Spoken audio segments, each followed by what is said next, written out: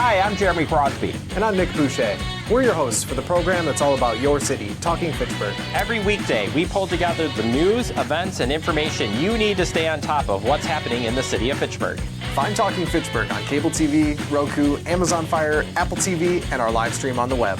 Plus, you can find all our headlines and stories on Facebook, YouTube, and our video on demand service. This is your city. Keep up with Talking Fitchburg and the issues affecting you and your neighbors. Want to know what's happening in your city? Get Notify Me messages from the City of Fitchburg. Visit fitchburgwi.gov on your computer or mobile device and select the big Notify Me button on the left. Enter your email and/or phone number, whichever is best for you to get notifications. Scroll down the list and select all the topics you're interested in to receive email or text messages about. You'll be notified every time one of your topics is updated. Sign up for Notify Me. One more way to keep up with your Fitchburg government.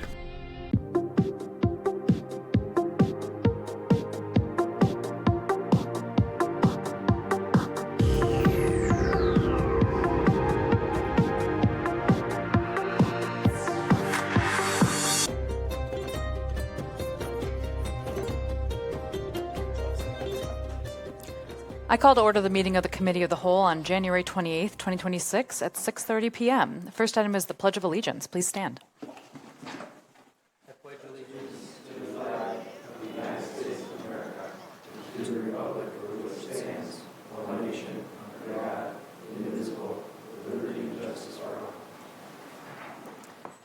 Next is roll call. Administrator Brecklin, can you help us out? Absolutely. Good evening, all. Mayor Aratafrada? Here. Alder Dantzler Jr.? Here. Alder Gerhardt? Here. Alder Herbst? Here. Alder Jetzer? Here. Alder Laduse? Here. Alder Lepper? Here. Alder Maldonado is delayed at this time. And Alder Reichstead? Here. You have a quorum. Thank you so much. Next, we have the approval of minutes. I'll need a motion on the draft minutes of the November 17th, 2025 Committee of the Whole meeting. So move. Second. Motion to approve by Alder Dancer, second by Laduse. Comments or questions? Seeing none, all in favor of approving the minutes, say aye. Aye. Aye. Aye. Motion carries. Next item is 5, public appearances for non-agenda items. We have nobody in chambers or online that's registered for non-agenda items, so we can move on to our agenda items. We have one tonight, passive buildings presentation. Joining us here is Christy Weber, architect and certified FIAS consultant, owner of Centerline Architecture, and Sean Size, construction manager with Threshold Development Group. Welcome. Thank you so much for joining us. We're looking forward to hearing more about passive buildings. Thank you. Are we ready to go? Please start whenever you're ready. Okay. Am I close enough to the microphone? This is a unique experience for me. I've never presented in this capacity before. So thanks for having me. I appreciate it. My name is Christy Weber. As Gabriella said, I am an architect. I'm the president of the FIAS Alliance Wisconsin, and I'll tell you a little bit about more what that means in a little bit. And I'm also a FIAS certified consultant. And you'll figure out what that means as well. This is Sean Size. He works for Threshold Builds, which is a company that has a suite of companies, a development arm, a design arm, equity arm, and a sacred arm, and the build arm. Yep. So he's going to be available for questions. He was integral to the construction of 252 Dunning in Madison, which is Wisconsin's first certified multifamily market rate passive building. So my background is residential design. I am not in commercial, I'm not in multifamily, so I'm going to just let you know that right away. But I've been a passive house consultant or FIAS certified consultant since 2012, so I've learned quite a bit about passive building principles, and I'm really excited to share with you all. So let's get into it. Okay, so what we're going to talk about today is these 6 items. What is FIAS Alliance Wisconsin and FIAS? Why a passive building? Why would we do this? What are the benefits? What is a passive building? How do we do it? So the principles, sort of the core information behind it. What's up in Wisconsin? I'll talk about 252 Dunning a little bit, and what are other states doing, programs, incentives, things like that.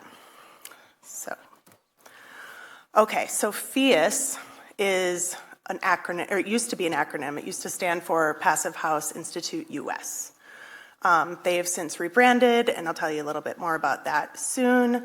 But they are sort of the national force behind passive buildings in the U.S. The Alliance is a sister organization. Basically, there are different chapters around the country. Wisconsin has one. We started it in 2018. It's relatively small, but we're growing just a little bit at a time every year. So we'd love to grow that membership even further and continue working to get the word out about passive buildings. It's worth noting that FIAS National is involved with these organizations that are up here on the screen: US DOE, Rocky Mountain Institute, and Building Science Corp. Especially noteworthy is the US DOE, and I'll show you a little diagram later that explains what the US DOE thinks of Passive House.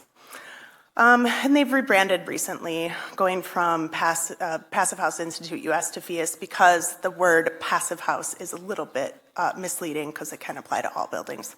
So we're trying to fix that. Okay, so first thing, why a passive building? Why would we do this? Energy and emission reductions is the first thing on my list. We are seeing impacts from climate change. We are going to continue to see that. Reducing our overall energy use is going to put us in a better spot to combat those issues. I also think about it as the fastest track to net zero or beyond, net positive, and I will talk about that in a little bit more detail later as well. Unmatched comfort. These buildings feel really good to be in. No drafty rooms, no cold walls. Even sitting next to a window feels wonderful. And it's because of the envelope that's created by the passive building. And they're also amazingly quiet. My favorite story is one from New York. I was watching this video of, I think it was the builder or the architect who was doing this tour, and they were standing outside on the busy street, loud honking horns and people, and they walk into the passive building and shut the door, and it's like whisper quiet. That's my favorite story. They're very, very wonderful to be in, very quiet. Healthy indoor air quality is the third one. As we tighten up our buildings, we need to have constant filtered fresh air running through them. People need to breathe, not buildings, people. It produces virtually allergen-free air, it reduces particulates. I think it's going to help us a lot with any wildfire smoke that we're kind of seeing. We had that instance last year and the year before. So that should be something that can help out with that. And also just better occupant well-being. We need fresh air. We do better with it. Fourth one, resilient, durable, and built to last. We use the best practices in building envelope design. So yes, we're talking about reducing the energy that we use. We're talking about having better indoor air quality, but we're also concerned with water management, bulk water, also vapor management, basically water as vapor on air, moving into a wall assembly. We want to build buildings that last, not just reduce energy, not just better indoor air quality, but also something that can last for decades. We also see third-party control or quality control with these buildings. If you go through FIAS certification, you will have someone as a part of your team that will be doing the third-party quality control and making sure that it gets built the way that it was designed. Energy independence is the fourth one. So energy prices they're on the rise. They will continue to rise. That will vary over time and across the country. But the fact is that they're not going down. Reduced dependency on the grid with major power outages and things like that. These buildings tend to coast through a shorter outage, meaning that they are so well insulated and air sealed that even if you didn't have heat for a couple days, you could be comfortable in it. Might even be more than a couple days. I have plenty of anecdotes about that, but I won't go into it now. Less infrastructure required by utilities. So as we continue to grow and as we build more buildings, if we're reducing our loads and putting less pressure on the grid, they won't have to beef up their infrastructure and spend quite as much money. Less renewable energy required to get to zero. I'll talk more about that later on. And then financially smart. Lower operating costs is the obvious sort of first thing. They also tend to sell faster and rent faster and have a higher value. It also frees up funds for a higher purpose. There's the Rethke Terrace in Madison, which is a commercial FIA certified building. It is transitional housing. They have been able to take the savings from lower operating costs and divert it to the people that are moving through their program. So they have more money for services because they're spending less on energy. So that's why. I hope that was convincing. So let's move forward. I always like to mention this. It's kind of fun. Comes in any flavor. People have asked me many times, like, oh, does it have to look a certain way or be a certain way? And I said, no. It can be any style that you want. Here's a bunch of houses that are kind of making that example for me. Multifamily. Most of these projects are from either coast, but there is just a whole range of styles that you can apply. You don't have to be limited by one. Also worth mentioning, offices, schools, churches, FIA certification can apply to any of these. That building on the lower in the middle is actually the first certified building in the country that's commercial, up in Bemidji, Minnesota, so one of the hardest climates to design in. And then even high rises are starting to come online, being FIA certified. So I've told you about the benefits. What is it? In its simplest form, it's an integrated building design and construction concept that employs building science fundamentals to attain high levels of comfort, durability, energy efficiency, indoor health, and resiliency. So you can see down at the bottom on the left, it's a set of design and construction principles that we're going to get into in just a minute. Together, when applied, along with quality assurance, results in a certification. So it's two things. It's a set of design and construction principles and a certification program. I talk about it being the smartest way to zero or net positive because I believe it is. The conservation first approach is really near and dear to the whole FIAS program. It says it provides energy savings of 40 to 60% compared to conventional buildings, but that's really, what are you comparing it to? What is a conventional building?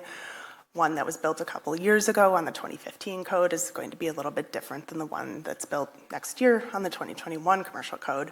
But that's not what's important on this slide. I think what's important is if there's anything that you take away from tonight, I would say it's this idea of the conservation first approach. We first drive down our heating and cooling and electrical loads as much as we possibly can before fancy systems, before solar. So why is it called passive? I always think of it as like this building is passively resisting its environment. It's able to stand on its own without the solar, with sometimes in the case of emergency, potentially without any heat input, although we do not want that. So the conservation first approach is the most important aspect, I would say. These are nice graphics, kind of seeing a conventional building and the amount of energy reduction that you would see in a passive building. Here's what the Department of Energy says. The last time I checked, this was on their website. They think of FIAS as kind of the gold standard. They have this graphic that they share. IECC 2006 would have been the 2006 Energy Code, so quite a few years ago now, that being their baseline down below. And this idea of a stepping stone, that Energy Star was a notch up, and then DOE, Zero Energy Ready Home, and those programs were the next step, and FIAS Core and FIAS Zero being the certifications that are the gold standard. This comes from the Department of Energy.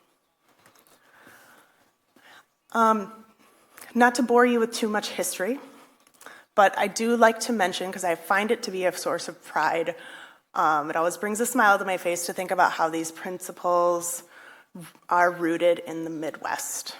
A lot of the idea of passive solar or super insulation and things like that, they came out of research done in Illinois, in Canada, and in Wisconsin. And all of this was happening early in the 70s and a little bit into the 80s. But at some point, there wasn't as much interest, or people weren't paying attention as much because the energy crisis was over. But the Germans, they still felt the need to conserve energy. And they actually gathered up all their research and all of our research, and they developed the Passive House program. That's Dr. Feist and Dr. Adamson, who I mentioned here on this timeline. Kat Klingenberg, who is the leader of FIAS, she was working for them at the time, and she brought these principles to the US, back to the US, and started the Passive House Institute US at the time. I'm just going to flip to the next slide and talk about that next piece on the timeline, climate specific and cost optimized. So when Passive House standard first came out of Germany, the focus was very much on the climate zone that Germany had, which is more like maybe southern Illinois or central Illinois. But what Kat and those folks over at FIAS found over time was that it's not a one-size-fits-all approach. So they started developing the climate-specific standard. What they were seeing is folks in maybe California or down south in Texas, they were able to meet the passive standard, but they were leaving all this kind of affordable energy savings on the table, and it was like too easy. And then up in the north, in our zone, up in Climate 7, in Alaska, it was almost too hard. So we ended up doing things like putting too many windows in, and then we're overheating in the summer. Or we're getting to, for a house, 12 inches of insulation. I'm still not quite meeting it with the energy model, so I add 3 or 4 inches more, and you're looking at diminishing returns kind of when you get to that point, and they recognize that. So they were looking at that, and they were also looking at the cost optimization. Their approach is to set the standard just over the knee. So that means that it's just a little bit better than that financial sweet spot, but before you hit that moment of diminishing returns in the investment, whether it be insulation or air sealing or whatever. So that's what kind of created these climate-specific standards. And it also puts buildings like this into that resiliency category, where they're durable for the long term and they can swing through potential power outages. The other thing that's important to note is the quality aspect. The program leads a project team through everything that they need to do to maintain quality. Design, there's an iterative review process, so while you're in the design phase, you're back and forth with the FIAS certification team to develop and further develop your design and continue to meet the program goals as much as you possibly can. And there's an energy model that goes with it. There's a proprietary software that is used that comes out of Germany. And it's got proven and highly predictive results. They've actually tested it. The thing from Germany is that they tested it many times, and in the beginning they were wondering why their performance didn't match up with their energy modeling. And what they found was thermal bridging was the cause. And once they fixed that problem, they were seeing the results. So they've very much compared the energy models to actual operation. And then you get design certified before construction even starts. So it's like a pre-certification. And then in construction, you have careful implementation of critical details to meet your performance targets. And that's really important. I'll talk about that a little bit more later. And there's the third-party verification. So you'd have a person that's a verifier involved. And you also do blower door testing. And you don't get final certification until all of that is complete. They also consider source energy. So it's not just about what you're using at your location in your building, it's also about what the line losses or the distribution inefficiencies that are coming. So there's a multiplier in the software that you have to apply based on what energy source you're using. Okay, so now I'm going to get into how to do a passive building. How do you put it together? And it gets a little technical. I'm going to try to stay as high level as possible, but I think it's important to present these main principles at a high level so you can kind of understand what goes into a FEIS building or passive building. So the 4 of them are thermal control, air control, solar radiation control, and moisture control. So with thermal control helps keep the inside warmer when it's cold outside and cooler when it's hot outside to maximize comfort and energy. Seems pretty simple. That's what insulation does. So we're going to talk about the high performance enclosure and thermal bridges. So the thermal enclosure, the insulation. So nature kind of teaches us that continuous insulation actually decreases heat loss. For example, this bird is able to pull itself all the way inside of its feathers and have this warm blanket all around itself. So that's continuous insulation. Imagine if there was a hole in those feathers, that would be an amount of heat loss that perhaps a bird could not afford in the middle of winter. And we have to kind of think like that when we think about buildings. So what we want to see is continuous insulation. Nowadays we build things and it has insulation, but it doesn't necessarily mean it's continuous. For example, where we're having walls meet floors, walls meet windows, or a wall meet the slab. These are these moments that are really challenging because you have to make sure that that layer is actually continuous. And I always like to tell people that take a building section, so this would be architects mostly, but take a building section, put your pencil or your marker or whatever down, and try to draw that thermal envelope layer. And if you ever have to pick up your pencil, you know that you have a gap, you know that you have like a moment that you have to solve. So that's a good trick to understand this. And then the other piece is thermal bridging, so you might ask what that is. It's basically when a material is touching both the inside and the outside of the building, it's able to conduct heat through. So, for example, this house, the picture on the left, is with no continuous insulation on the exterior, and you can really see the studs. You can see how every single stud is conducting heat out of that building. Whereas on the right, and this is not a passive building necessarily on the right, it's just like a better building. They put a couple of inches of foam on the exterior, and you can see that the thermal bridging and the heat loss through the studs is greatly reduced, and it's even better at the cavity between the studs. There are many ways of achieving thermal bridge-free construction. This is just one. The other thing to think about, which is really important, is mold risk. When you have a thermal bridge, that area is cold. Like, go home tonight and put your hand up against the wall.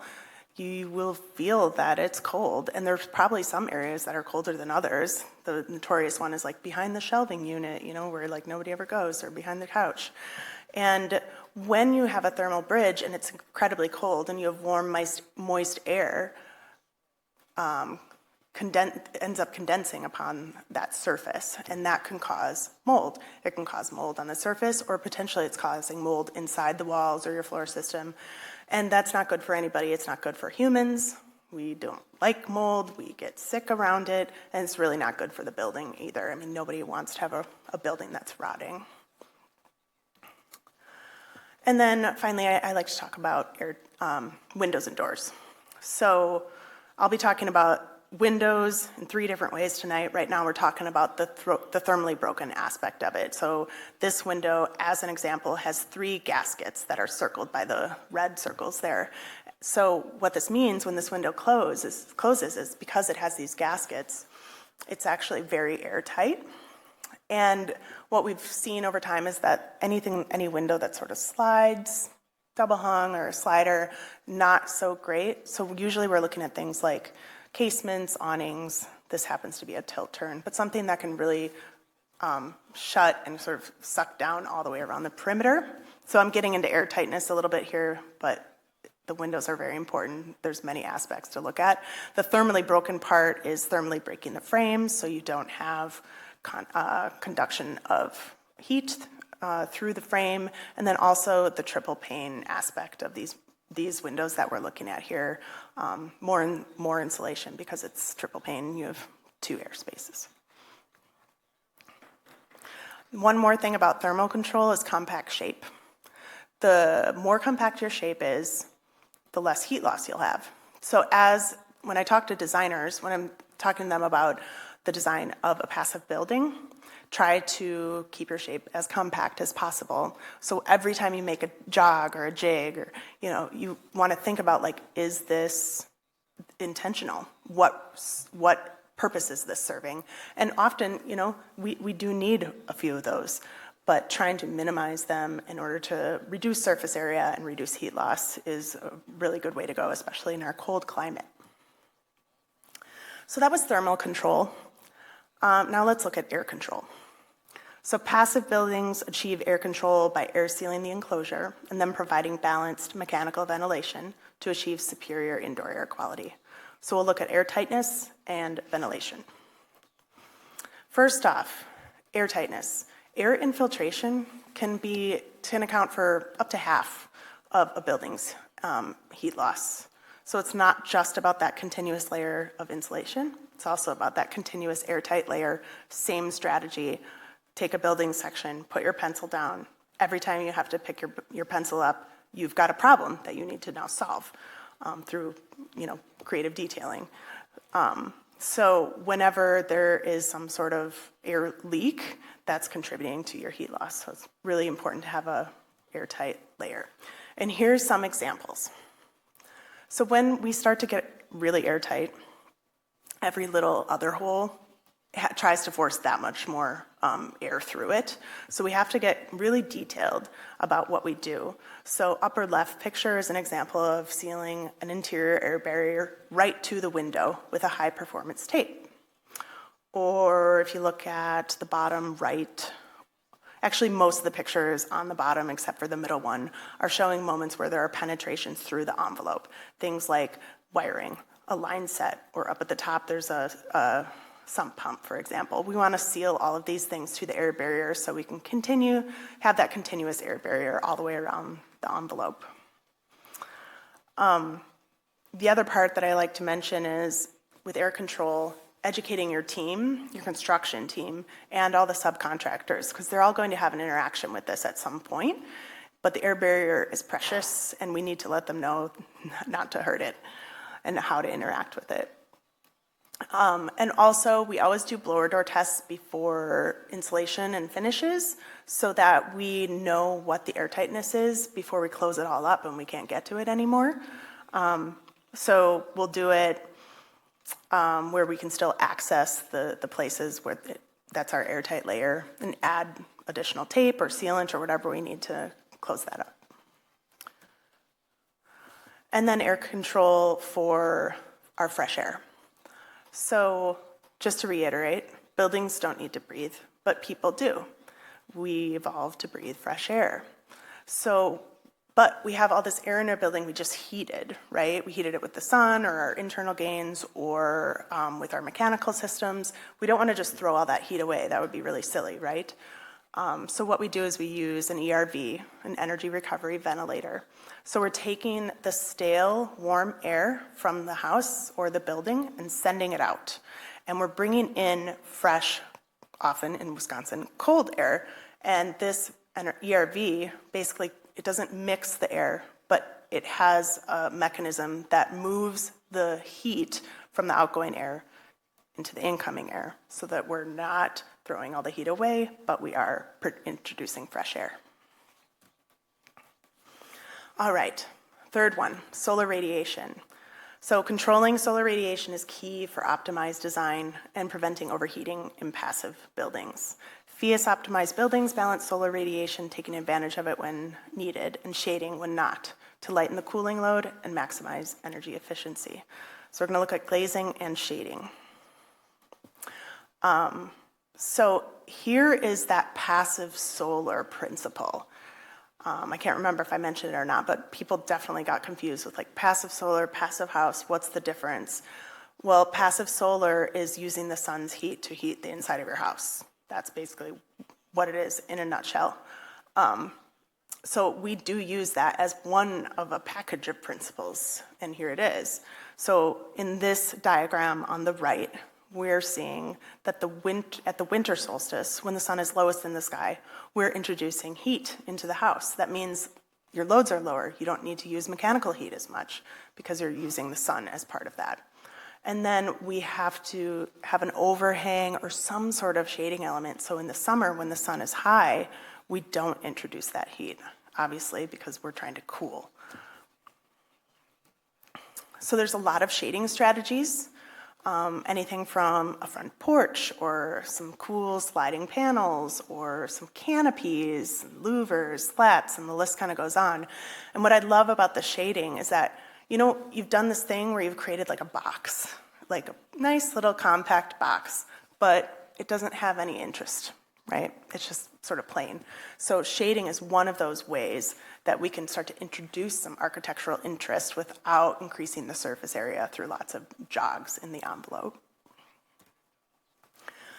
And then finally, the high performance glazing. I mentioned the triple pane, but there's another factor that we consider, and it's solar heat gain coefficient. And what that is how much of the sun's heat is the glass itself, because this glass has coatings on it. How much is it letting in, and how much is it keeping out? So remember when we had all those incentives for more energy efficient windows, you know, a little ways back? That was great. However, most of the windows that they were kind of calling for, they were thinking about it on a national scale. So they had very low solar heat gain coefficients, and that's awesome for Florida or Arizona. But up here, we really do want to use the sun's heat as much as we can. So we want to look at a higher solar heat gain coefficient, like 50%, as opposed to maybe 30 or less for a project that would be down south. Is there such a thing as like a glazing that you put on that takes advantage of direct sunlight but doesn't take advantage of more glancing sunlight? You know, some kind of prismatic. I am not aware of that. I would think that would be done through like mechanical means. Okay. But sometimes people will tune their windows, meaning that on the south side they'll have a higher solar heat gain coefficient, and on the north side they'll choose a low one because you're never getting sun on the north side. So that would be one way to sort of, you know, balance it. Designing physical shading. Yeah, and designing physical shading definitely is important. Oh, so now we'll talk about moisture control. Passive buildings require special attention to moisture control, both in proper vapor and moisture control design for the enclosure, as well as the mechanical systems needed to maintain appropriate moisture levels. So we're going to talk about material moisture and air humidity in this one. So there's a very egregious example of mold. Most of us don't ever experience that. But as I said before, mold and rot is really not great for people. And we think about this in terms of vapor, but it's also important to think about bulk water. I see driving around such a wide variety of quality. The one that I see most of the time is, you know, Tyvek house wrap, kind of like flapping in the wind. And I really worry about the materials that are getting wet and if they're going to have the opportunity to dry out. So it's really important, you know, whether you're doing via certification or you're just your average architect, to be thinking very carefully about how to manage bulk water. And what I mean is rainwater when I say that, like the water on the outside. We also have the water on the inside that's on our air when we take a shower from plants or from breathing. We want to minimize vapor diffusion into the wall assembly. And if any gets in, we want to make sure it has a way to get out. I would say from a building science perspective, this is the most complicated topic. It's challenging to understand, even for building professionals, and I could get really, really technical and a bit geeky, but I will spare you tonight. And then the other thing we want to think about is humidity. I think the main point I want to make here is that people get really excited about the heating load is low and the cooling load is low, and we've done such a good job. And then there are stories of buildings here in the Midwest who are like, but I still am struggling with dehumidification. And it's true. We live in Wisconsin where the summers are hot and humid. So it's interesting because even though we may not have much heating and cooling to do, we still have to deal with humidity. So that's really important to consider. So those are the principles in a nutshell: the thermal, air, radiation, and moisture.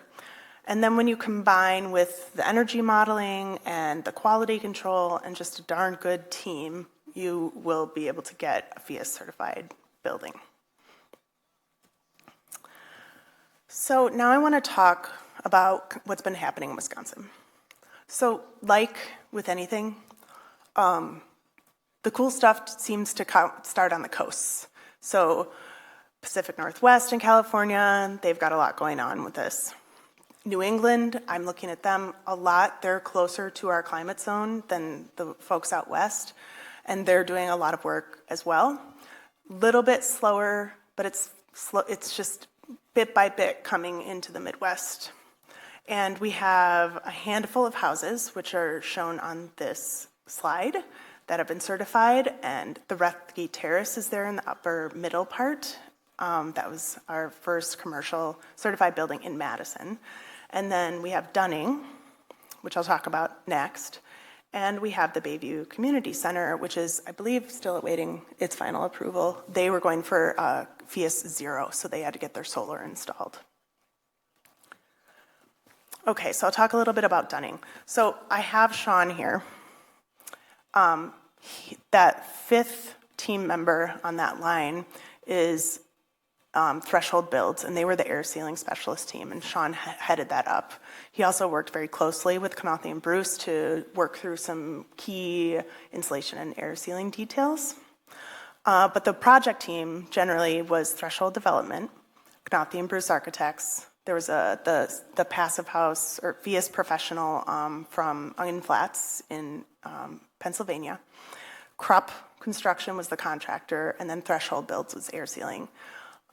So it's noteworthy that we have people in Dane County who are doing this. Krupp learned a lot on this project.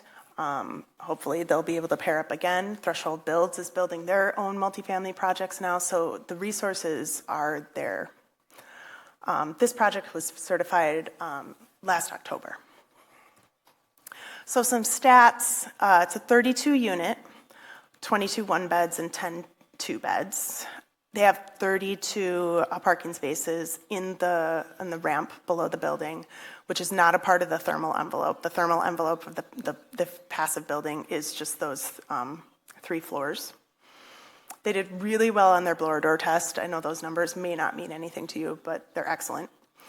Hard costs are there. Actual versus budget, $8.33 million for the actual. And they took about 12 months to construct.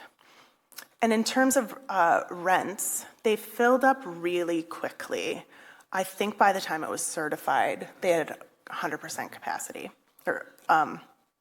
So then I kind of looked up what the rents were, and they were all including all the utilities and even internet. So you kind of have to back that out of the rents. I'm not exactly sure how much those numbers would be for a 1 or 2 bedroom unit. But you can kind of approximate, maybe it's $200, $250. $1,695 to $2,245 for the 1 bedroom, and $2,500 to $3,450 for the 2. And that was the first year of rents. All the rents vary based on size and floor level. The parking isn't necessarily guaranteed, but there is parking available. And all of the units have balconies, which I think is really great. And this is in like a cute little quiet neighborhood on the east side.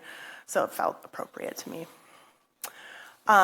I did bring the handouts. I think everybody has one. I have more here if you have a friend that you want to share it with. But this is what we shared when we did 2 tours, when some of the units were actually open back in August, September. So we handed these out, just some additional information about the building. And moving forward in Wisconsin, obviously I want to see more of these. And I think it's great. Like, I'm very grateful to you all for having invited us here to talk about this. I have been doing this since 2012, and to see interest growing now is really exciting. I see every conventional building that gets built as a missed opportunity. I understand why they get built. There are realities that we have to face, but I think moving forward, we can learn a lot about what we can do to not have to build conventional buildings. Are we going to see this in 30 years? Maybe a building lasts 50 years. Are we going to replace it with something better then? Or can we just do it now? Let's figure it out. Municipalities, like yourself, have the opportunity to assemble your own set of tools to drive development of these new buildings. So I want to talk about them. First, I'm going to say I am not a policy expert by any means. It is something I've been learning about a lot in the last year. The FIAS is going to be, they're actually going to be developing a committee for policy stuff, so we'll learn a lot more and be able to share that information. And I have a feeling that I will be suckered into joining that committee, but I will be happy to do so. It's something I want to learn a lot more about. So I'm going to get into this very high level. It's going to be, up to you and others to kind of look into these different things. And I'm happy to connect you. Sean and I are connected with many different types of people, from government to developers to the folks at FIAS. So we can definitely connect you with others. And maybe you could even bring a couple in for presentations. So having said that, let's get into this. So direct incentives tied to certification. So they can be done at the state or the municipal level. One excellent example is Mass Save in Massachusetts.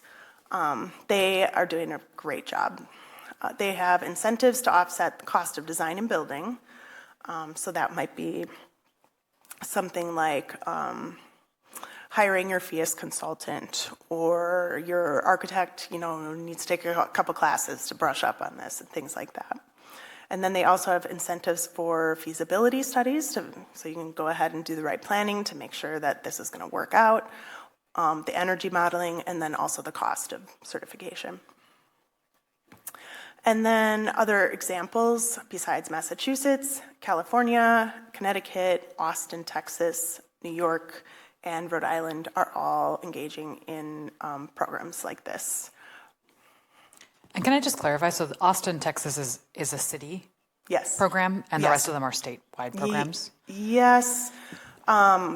In this case, New York's is a state program, but there are some things that New York City specifically is also doing in addition. Yeah, it's just good to see a city on that list. Yeah, for sure. Yeah. Yep. And you'll see some more too. Electrification and high efficiency incentives, so not directly related to FIAS certification, but a FIAS building would qualify for these. So they're utility rated. So Wisconsin Focus on Energy, many of you have probably heard of it, statewide program that offers rebates and incentives for energy efficiency and renewable projects. And we're actually chatting on the way over here. There's also some design assistance that is there, and some other focus on energy programs that might be available. So the utilities are the partners. They're the ones that fund it. All of our utility providers here in Wisconsin are in on it.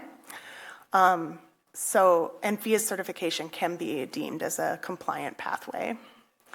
And many states have programs like this, Massachusetts yet again.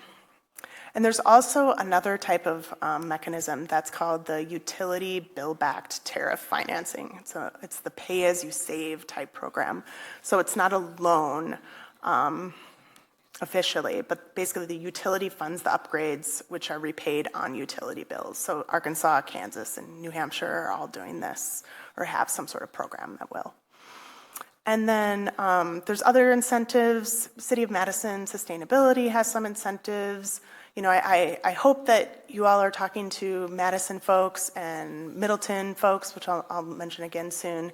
I think that, collaborating and kind of working together to figure this out might be useful. And then Colorado also has a affordable housing rebate program that's single family. Low income housing tax credits, I think everyone's familiar with those. They will continue to exist. They are in place currently, and my understanding is that they will continue. So it's a federal program that provides the funding, but then it's administered by the state. So in our case, it's WIDA. WIDA added FIAS certification in 2024, 2025, and our FIAS Alliance chapter was actually integral into that, so it's a point of pride for us. More than 20 states have included the FIAS standard in their QAPs, and if you don't know, QAP is kind of like their way of rating a building, gaining points to determine how much funding you will get. And from my understanding from the folks over at FIAS is that multifamily has grown significantly in the states where there is a QAP.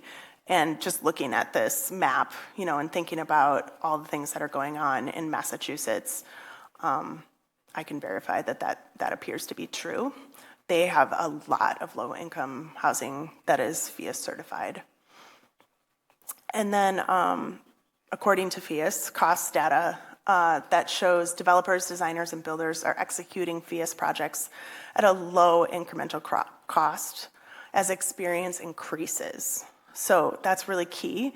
You do one, and you learn a lot. And then you do the second one, and you learn a little bit more. And by the third or fourth one, you're kind of feeling like you got this. So it's really important to understand that the cost, incremental cost can actually go down as your team gets better at implementing. And then there's municipal financial mechanisms. PACE is one. There's a C-PACE program that is a commercial property tax assessment financing. Milwaukee has an example. There is a PACE Wisconsin that might be worth looking into. And specific to commercial examples would be New York City, Massachusetts, and Colorado. And then there are revolving loan funds, where a city seeds a loan pool that finances high-performance upgrades and repayments refill the fund. So Ann Arbor is doing this, Minneapolis is doing this, and actually Boulder County is doing this. And the first time I learned about this was actually from a woman from Harvard University, and they've been doing this for 2 or 3 decades now, where they have this little revolving loan fund. And they build a building, and then as the building has operational savings, that loan fund is replenished for the next building. And then finally, green bank partnerships. I know very little about this, but this was on the list of financing mechanisms that Isaac over at FIAS shared with me. So it's the idea that city partners with the state or regional green bank to co-finance high-performance projects, and Connecticut, New York, and Michigan are participating in this kind of thing. Green bonds are another option. Cities can issue municipal bonds and dedicated process to certify affordable housing, zero energy public buildings, or electrification retrofits. Again, New York City is on this list, DC is also on this list, and Massachusetts as usual. And then property tax abatements for high-performance buildings, which is partial property tax relief for buildings that meet the verified performance thresholds. And Chicago and Cleveland and New York City are all doing this. And then finally, TIF. I think everybody knows what TIF is. You can actually capture the increased property tax revenue through a new development, using it to fund public improvements or some sort of incentive for certification. And then there's non-financial incentives for municipalities, density, FAR, height bonuses. Middleton is actually trying this out. So I would absolutely encourage you to talk to Middleton. They are working on a pilot with Slipstream, is my understanding. And I believe what it is that you get an extra floor if you go for FIAS certification. So this is a pretty straightforward mechanism that you can be using and probably have the ability to implement fairly quickly. Somerville, Massachusetts, and also Vancouver in Canada are doing this. Expedited permitting and priority review. I think this is something you keep in your back pocket. We don't have a lot of issues with long permitting in Madison or Fitchburg or our communities around here, but someday we might. Seattle and San Francisco. Like San Francisco, it's a year or more to get a permit on something. So keeping it in the back pocket for future reference is good. Other zoning relief options like parking reductions, setback bulk, lot coverage, flexibility, like is it okay if you cover a lot a little bit more because your building is FIA certified? And then envelope thickness exemptions, the envelopes do tend to get a bit thicker. Would it be okay if they encroached on the lot line by 2 inches so that they, can get a VS building built and still make it viable financially? And then, of course, public recognition or preferred status. I think anybody who is a developer and manages to pull off a FIA certified building would welcome some publicity and some preferred status. And I think that other developers may fall in line when they see that one is getting that credit. And then codes and alternate pathways. Before I talk too much about this, I do want to say that there's a difference in how we adopt codes. In the state of Wisconsin, we adopt it by state. So the state adopts it, everybody follows it, all municipalities. It is not allowed for any municipality to require a code that is more stringent than the one that we've adopted. This is different than like Illinois, for example. They adopt code by municipality. So some municipalities have no code. Some municipalities can have a much more stringent code, like they're doing in Chicago. So I just want to say that you cannot require anyone to go past code, but you can incentivize them. So you can establish an alternative code compliance path, or you could pass some sort of green building ordinance that's 100% voluntary. But at least it gives people sort of guidance on what and how to do these things. And it also can be tied to a financial or non-financial incentives. So Chicago and Washington, Oregon, Denver, and Boulder County, and Massachusetts are all implementing some sort of alternative path like what I just described. And then just as a quick review, Wisconsin codes, where are we at? Right now, single family, we're basically on the 2009 version of the National Energy Code. We're pretty behind. I am actually on the committee that is working to improve this and to update our residential codes. So stay tuned for more on that. Commercial, we just changed from 2015 to 2021. I think that's a critical step towards higher performance. I'm glad that we did that. We have to continue on these code cycles because as we will see, codes will just become more advanced and lead us to the place where we want to go, which for me is net zero. And then finally, there's this piece, this valuation, appraisal, sort of MLS, the market infrastructure. Right now, we do not have a way to make energy efficiency financially legible. If you look at an MLS sheet, for example, nowhere on there does it necessarily say, this is a FIA certified building or, all electric or HERS rating. It doesn't say that on there. And there's really no way for appraisers to assign a value to that right now. It all comes down to comps. If you're looking at, for example, a house that my recent company that I was at, we built and finished last year, 2024 now. The owner was having trouble finding comps that matched what he was doing. There was a lot of houses available in the area that were comparable in terms of size, but him and his wife invested in energy efficiency, so that did increase the cost. First of all, it's a custom home, so that's one thing, but then it also increased the cost, some of the energy efficiency stuff. So in order to find comps in your market, it gets a little bit tricky, but if we were actually valuing and listing the energy efficiency of our buildings, it'd be easier for underwriters to kind of get a hold of some comps that represent the project that you're trying to finance.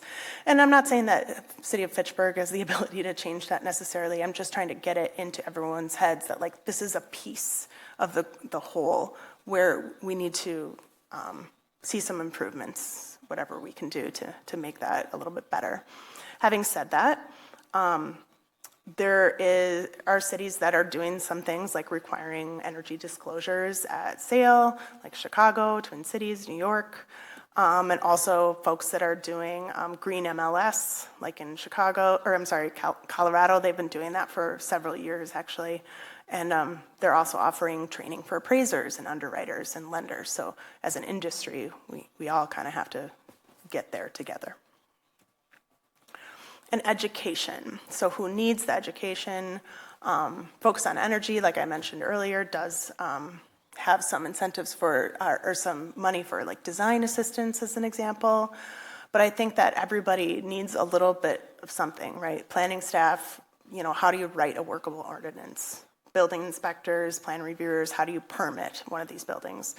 Builders and tradespeople, how do you build it? Like, what are the things we need to know? Like, how do we make it not scary? How do we make it so that when someone sees it, they're like, no, this is normal. I'm not gonna just, add $100,000 to my bid because I don't know what this is. Developers, how do you finance it? That's huge. And then architects, engineers, and consultants, how do we design it? How do we model it? So we all need a little bit of help so we can all get there together. And examples of workforce training or FIAS training subsidies include Denver, Massachusetts, and New Jersey. Partnerships, too. I encourage everyone to start reaching out. There's no reason that any one person or any one committee needs to know all the things. Utilities providing rebates and energy modeling and other assistance. There's LIHTC as a housing authority, the CPACE, commercial PACE loans and green banks, partnering with developers, even realtor associations and builders association. Like what do you need builders to what are the obstacles that are in front of you and how can we help remove them?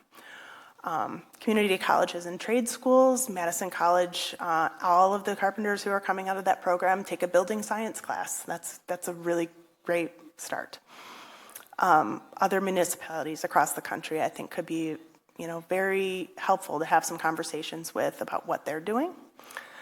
FIAS, so the policy team is headed up by Isaac Elnakave, and I've been talking to him a lot over the past year, trying to get my head around this subject of incentives and both financial and non-financial.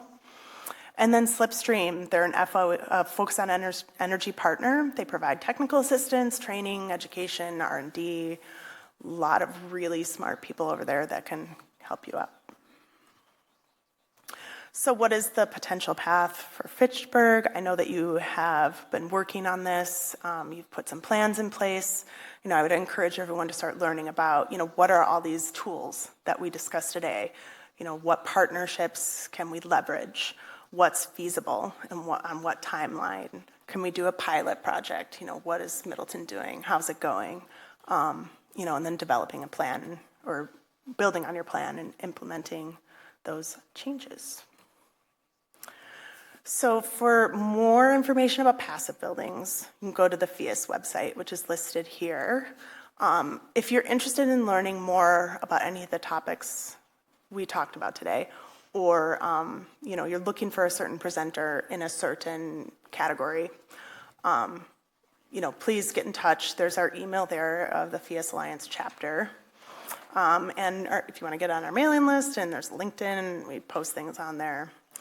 And then, yes, thank you again for having us. I'm available for questions. Sean is here. He's available for questions too, coming at it from someone on a team who actually implemented one of these buildings. And thank you very much. Christy, thank you so much. That was an absolutely fascinating presentation. I'll open it up to questions from the committee. Dave and Logan, please use your digital hands. I can see you if you do want to ask a question. Anyone would like to go first? Bill? I assume you. So how many developers like in the area have expressed any interest in passive buildings? And I'm also looking at Ned back there. I mean, I can think of a couple. I mean, some of the developers we work with are, very interested in it. But I know there's a development in Middleton who's, toying with, passive principles, and some of her development there's adjacent to the Bayville Community Center down on, the old Greenbush neighborhood. They're working on another adjacent building. So that developer, she's, looking to get certified. So it's growing. I mean, we're still very a niche, mentality in this state, but it's exciting to see, more people are looking at it as actually a viable means to build. One question I have is, as you have those four main principles of the design. Now, if a building does some of that, they have better insulation or better windows, but they don't do all of it, does that create any sort of issue where you actually do some detriment to the building because you're creating problems because you created a better envelope, but you missed this piece of it? Mm-hmm. I mean, certainly you wouldn't get certification if you weren't able to meet all those, but I do think it is a little bit dangerous not to consider them all at once. For example,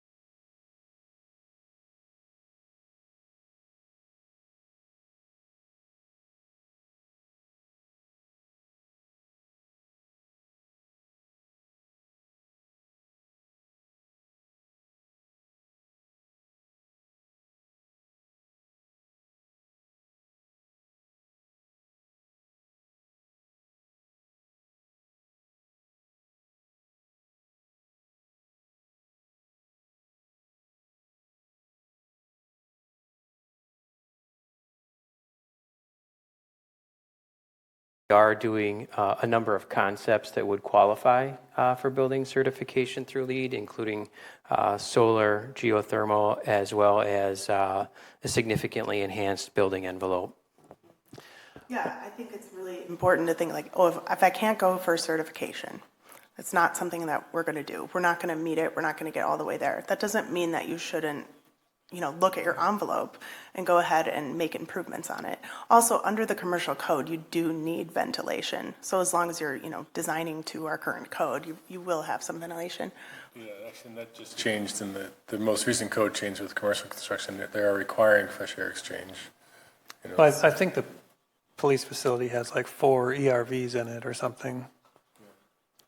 I don't recall. Well, one thing that the architects, they presented to the Resource Conservation Commission, and one of the things they did was they actually backed off on some insulation on parts of it. And I asked them what they were doing there, and they said, well, the modeling showed that during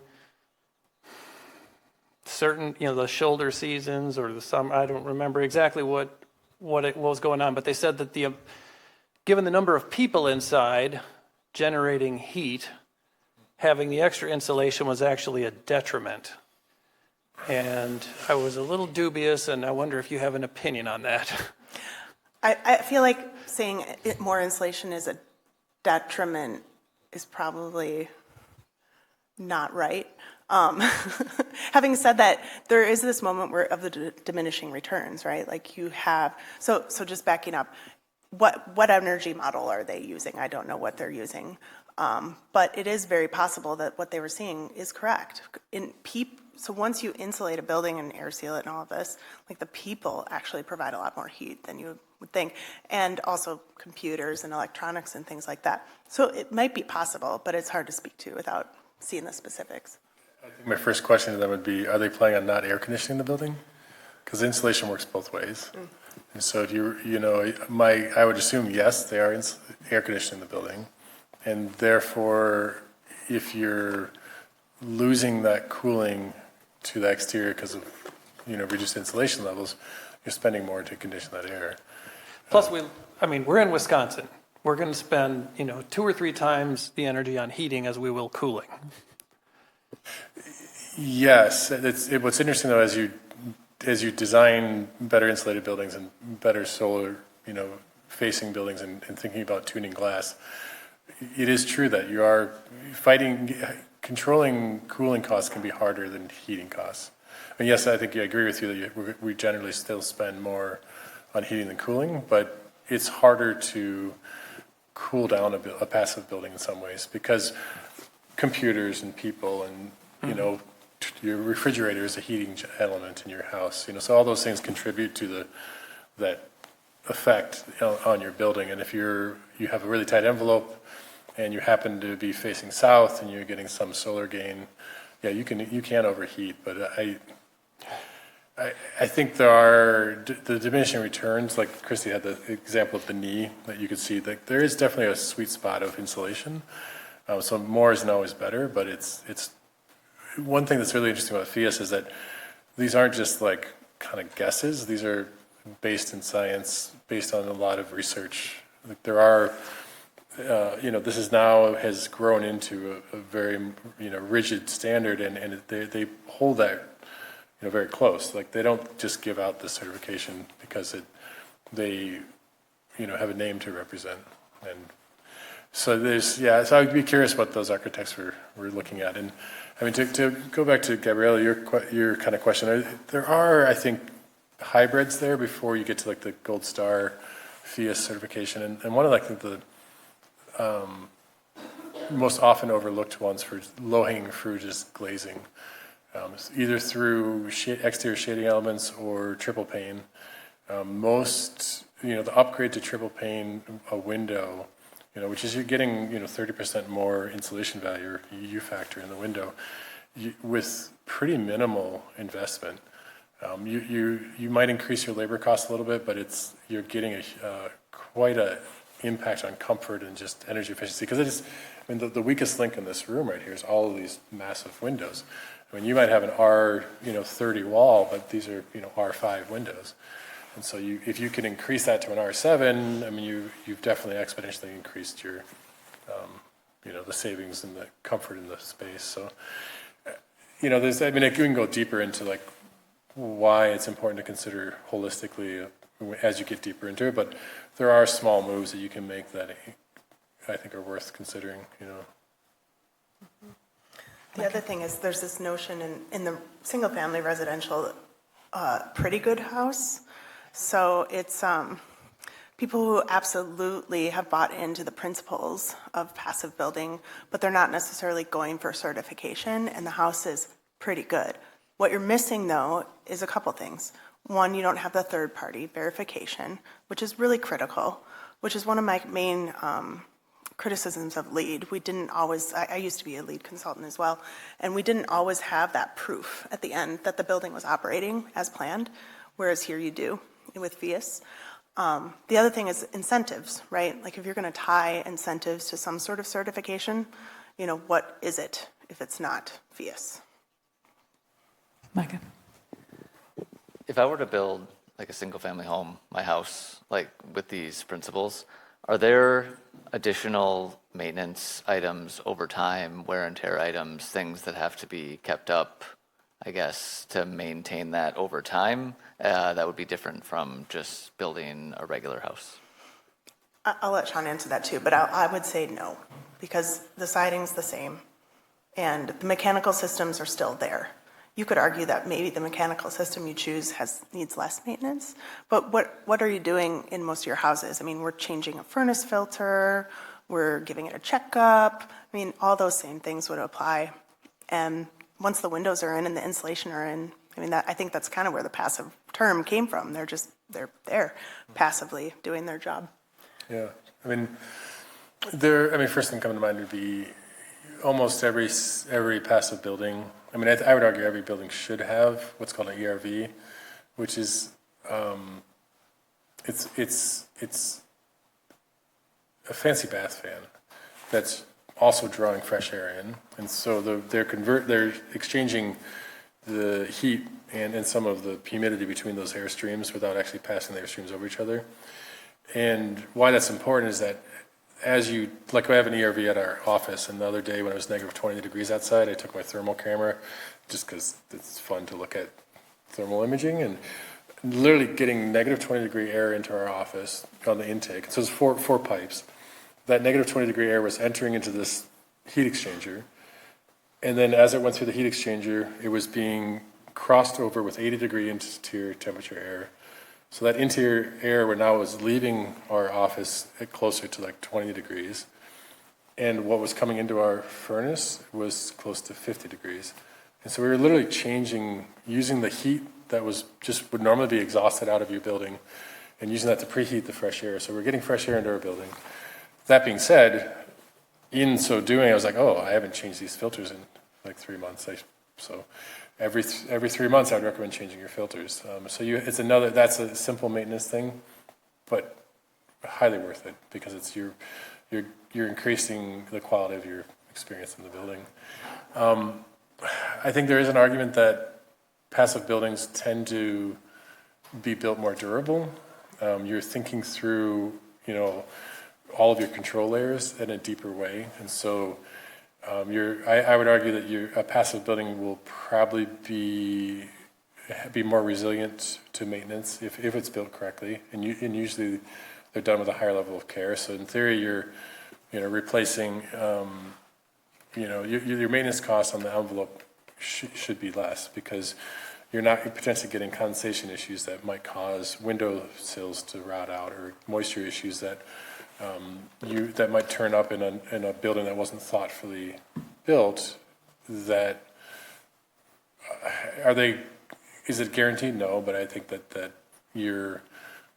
care that you put into a passive envelope is going to stand up longer than a code built house for sure.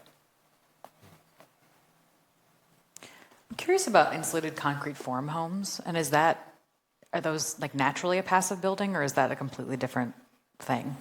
It depends. It's all in the details, right? Yeah. That's definitely an option, right? So like FIAS, a passive building doesn't have to use a certain type of assembly, right? It's as long as you meet the loads and the electricity benchmarks, you can kind of do it however you want. So that's absolutely like a viable way to do one. Do you have anything to add to that? I mean, ICF construction is interesting. And if people don't know what that means, it's usually 2.5 inches of foam, 8 inches of concrete, 2.5 inches of foam. So and to Chris's point, almost any type of assembly can be made into a passive house. I mean, they're actually pretty. It's important to think that way. It's not like one. There are pros and cons to almost any wall assembly, but that particular assembly, one of the values in that assembly is, there's 5 inches of foam there, but trapping that thermal mass inside is okay. But if that thermal mass could be, utilized inside the building, that the sun hits the concrete floor or a wall, then it's actually radiating that heat and then holding it versus being trapped in a wall. So it's like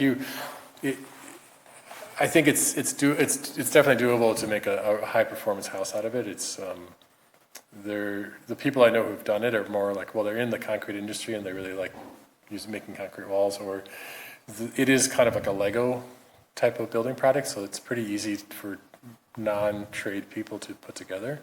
It still takes some skill, but I don't know if inherently I would say it's the way I would do it, but. And then do you have a sense of like how much more expensive a passive, like is it like 10% more expensive than a conventional build, 20%? Like is there like a general rule of thumb? Obviously I know that varies wildly and maybe it's different for residential versus commercial, but I mean, maybe you could talk about 252 Dunning and Yeah, how much more expensive it's a great is question. that? I mean, In single family versus multifamily. Yeah. yeah, I mean, for Dunning, for example, is a 32-unit multifamily building in Madison built last year. I mean, we probably put a number between 6 and 8% premium. Okay. There are like some of the ways we were able to reduce that, because I mean, originally when we were budgeting it, and it was coming in at 10, 12%, and it wasn't a viable project at that overage. But some of the ways to get the price more cost parity is to really keep all of the traditional trades doing traditionally what they do, and concentrating the weird stuff to a smaller group, so that you don't have kind of fear pricing. You don't have people that are like, well, I've never done it like that, I'm just going to throw another 20% on. And so it's education, it's designing assemblies that the electrician just does what the electrician always does. So he's not putting a premium cost on it. And then, so when your premium goes into is you know, and by using the tool, you know, Passive House Consultant tools, you're doing energy modeling in the building to maximize the glazing, maximize the amount of R value you need in the building, so that you're not overspending on things and you're getting that sweet spot. I think that I know builders out west that are looking at more 3 to 5%, and it starts to get really interesting when and those are done partly because you're having a larger pool of trade contractors that aren't at all afraid of this. You can get those numbers down through scale. I mean, I know some developers who wouldn't even think about building a 32-unit building. I mean, that code build is just not profitable for them. So there's a scale factor that I think you can look into. There's relationships between form, and Christy's slide on, I mean, that simple graphic of like, you take a notch out of the building on the north and you put it on the south, you just increased your wall section by 20%. We were able to get certification at Dunning with the undulations in that building. We had Urban Design Commission kind of weigh in on how that building looked, so that affected us. That basically this is a very backwards way to design a building to be a passive building, but we were stuck with the form, and we couldn't really change that once we went to certify the building. Normally, you would plan on certifying a building and then design the form. I think it's cool the way it turned out, because it isn't just a simple box. I mean, so you have a little more design interest, but so I think that those couple of things. I mean, taking away the fear through education, and trying to scale and thinking about how to make these to simplify those systems. I think if we did it again, I would, and I argued a very different wall system to this, which was actually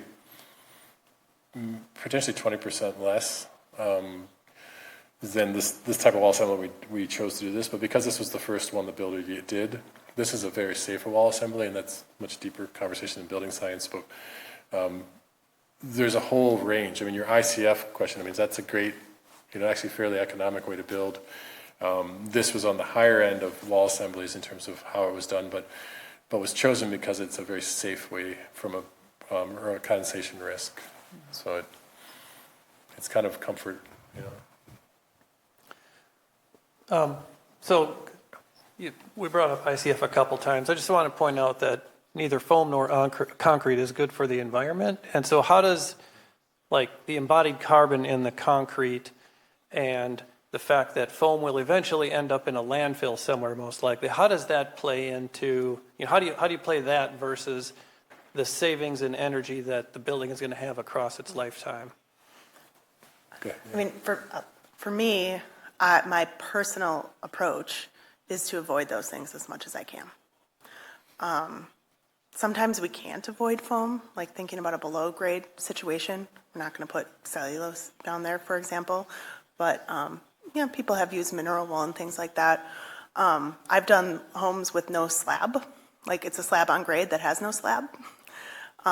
Developing a system of, in this case, foam, but it could be another product, and building up the floor system and putting 2 layers of plywood and some wood flooring on top of that. So I think, and then anything above grade, as much as humanly possible, I'm choosing products that have a lower global warming potential. So cellulose, for example, dense pack cellulose, if you can get a good, nice dense pack in your walls, that's going to be a really great wall system. So I would always choose that over foam if I could. You know, for exterior insulation, there's mineral wool. You could debate, you know, whether or not that's a good thing. It's a byproduct of, you know, cold slag. So I guess it really kind of depends on the situation, but it's something that I am personally trying to balance in my design work, but it's not necessarily part of like VS protocol or anything. Chad? And what about modular homes? Is there any possibility for modular homes to use passive elements, or is that just given, because I know that's a trend, that's a lot of discussion right now. Yeah, so I think the thing that I've seen a lot of, I've had people be like, look at this one, it's really cool, and it's from California, or it's from Pacific Northwest, and they have totally different climate zone. So I think it's important to select either a floor plan that you're buying or an actual home that you're buying that is meant to be built here in our cold climate. I know I have talked to a few different people out east that are doing modular homes and trying to incorporate these higher levels of insulation and figuring out ways to have air tightness, even though they're modular and they come in pieces and you stick them together. But it's not something that I don't feel like it's something that has ramped up as much as I thought it might. People are still trying to figure it out. Yeah, I think you could argue it's similar to this idea that computers make life so perfect that we don't have to work anymore, or robots are going to clean our houses, or AI is going to solve all of our problems. Modular is really interesting, but I think if you saw how panelization of most modern buildings get put together and how quickly a panelized system goes, it's like I took a time lapse of Dunning, for example, and to watch that building go from a hole in the ground to a finished building, it's amazing how quickly it goes up, right? And you watch, these panels are built in a factory, so it's sheeted, framed and sheeted, waterproofed, brought on site, dropped with a crane. An entire, like each floor of this building was, built in a week. You could modularize that in like a shipping container type of brick, bring it onto site. But now you have to deal with interconnecting all of the plumbing and the electrical. You have to deal with how does the inspectors, like if that was built in Chicago, brought to Madison, how does that work? The cost, in theory, it would be less because you're building in a environment in a factory, but all of the other things that go into a building, like the corridors and the finishes and the flooring, in theory, you can do all of that. So I think we're not there. I'm not saying, I'm just speaking with skepticism because I think that there are other ways to achieve that efficiency, and we're kind of doing it already in modern commercial construction with panelization. But it's not really thought of. It's either like, you're cutting all the wood on site, or you're building in a factory. And I think that the hybrid is that sweet spot right now. Now there is I know there's a company in Maine that's doing modularization, offering very limited floor plans, and they're doing passive level building. They're insulating their walls before they leave the factory. So there's some really interesting stuff going on there. I think that's still quite a premium though, in terms of like we tried to how did we make this as simple as possible on a building like this, and it was through getting scrappy and finding ways to save, even though we're also really respecting building science and not cutting any corners and risk. I think, and there is an interesting balance, Bill, to your question on source energy versus operational energy, and it's not exact. I think in general a building's going to use a lot more operational energy than it ever will with source, but that gets true if you build it right. Yeah, but if you're putting a bunch of foam and concrete into a building, yes, those are high embodied energy products.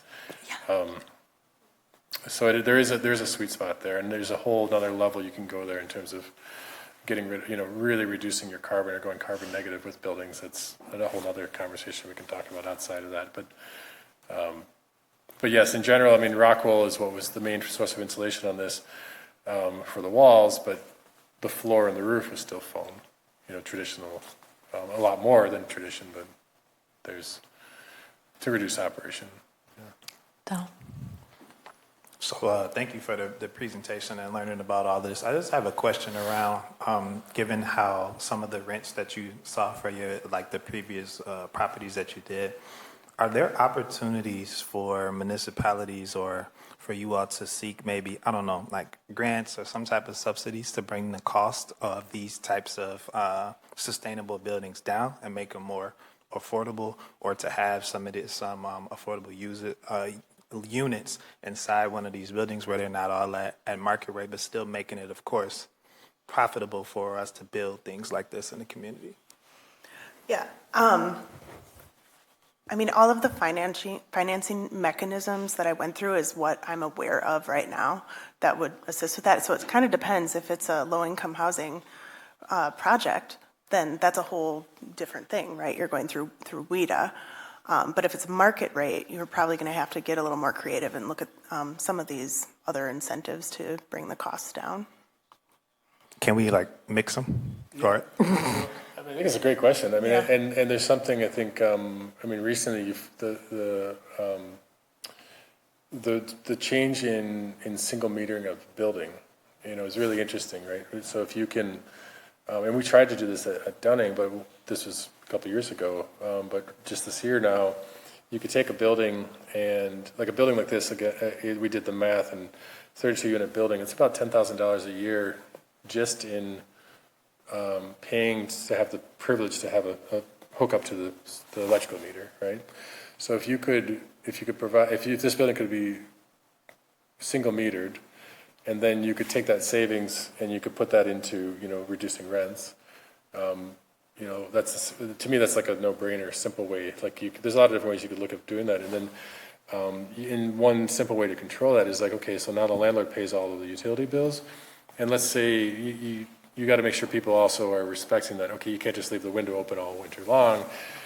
Okay, if you exceed a certain level, a monthly payment, then you might have to pay the difference or something. But I know previous to this public, commission change, I think I can only think of one or two buildings, and they were more transitional housing type facilities that were allowed to do this because it, just that simple move alone makes a big difference. But Rethke Terrace is a good example of, again, transitional housing where they super insulated the building, and now their operational costs are less because they're paying less to heat and cool the building, so I think there's a huge advantage to thinking about this from reducing operational energy, which means that people can live there for cheaper, right? Mm-hmm. I would also add that all the presentations that I've seen at the VS conferences of people who are doing multifamily and sort of paving the way for all of this, not necessarily in Wisconsin yet, right? Because we're trying to pave the way. But they would have very long lists of things that they combined. If you're in Massachusetts, you have a lot of resources at your disposal. There's so many different programs that I listed on the slides, and they would be pulling from different pieces of that, depending on what kind of building they were building. I would definitely look at VS. VS has done a lot to help developers kind of crack this nut. They've had things like developers hootenannies where people get together and they learn from each other. And there's many presentations online, and also certain projects that might align with a project that is being considered here in Fitchburg, for example, that you could reach. This community is they are arms open all the time. So definitely willing to sit down with people and help them through it and figure it out. I'd like to wrap it up soon, so maybe one more question. Anyone? Bill? Are there libraries that you can pull from, here's a design, it's passive house ready, here's exactly how to build it, so boom. You don't have to do any of that hard design work up yourself because somebody has already gone through it. Are you talking about single family or larger projects, like a commercial project? Well, so for instance, you mentioned if you could do Dunning over, you would make a few changes, whatever. So let's say you did a second building very similar to it, and you refined it somewhat. And maybe when you get to the third one, you say, all right, I feel pretty good that people could just take this design and drop it in any city with a similar climate. And that would save them, I'm assuming, a bundle of money. I think for the commercial buildings and multifamily, it sounds so awesome to be able to do that. And maybe if all of your sites were wide open and you didn't have zoning restrictions or setbacks and things like that, then that would work. But so often we're nowadays having to build in tight urban sites. So, form follows function. You have to kind of respond to all of the zoning requirements, utility requirements, all of those sort of restrictions that are on the site. So I'm not aware of any that exist out there, but there are some people that are starting to do single family homes as a design package that you could buy. And again, I mean, you face the same questions there with zoning and things like that, but I think you're more likely to be able to work with a single family home design that's already pre-engineered for our climate. The other thing is solar orientation, right? Like the first thing I do when I come across a project, I'm like, where's the sun, right? Granted, sometimes you can do a building without any solar. Sometimes we have a situation where all the best views are to the north and don't really have any good views at all to the south, or we don't have solar access. So we have to make up for it with additional insulation or things like that.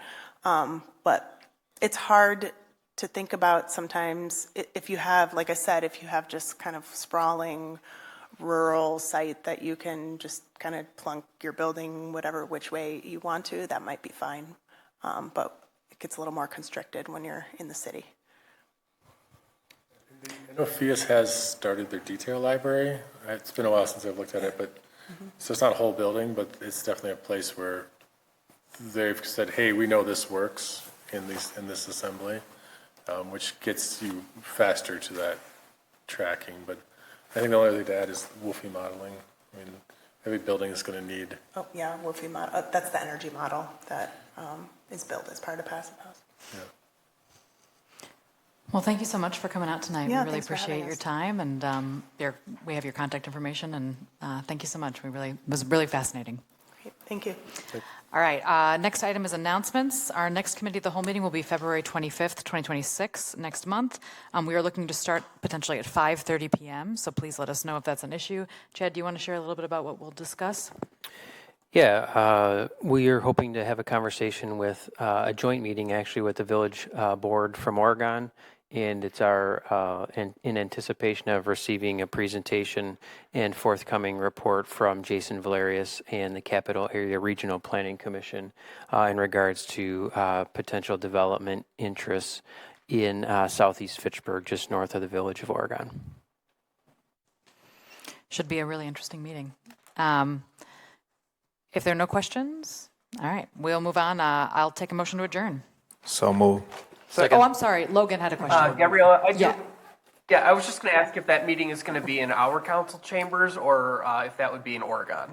The plan is to have it in Oregon, I believe. Yeah, we're looking at the Oregon Public Library. Okay, thank you. Keep an eye on your email. We'll let you know when we have that finalized. We have a motion on the floor to adjourn. Who's for? Motion, second. All right, we got it. Yeah. All in favor of adjournment, say aye. Aye. Motion carries. Aye. We are adjourned at 8:02 p.m. Thank you so much.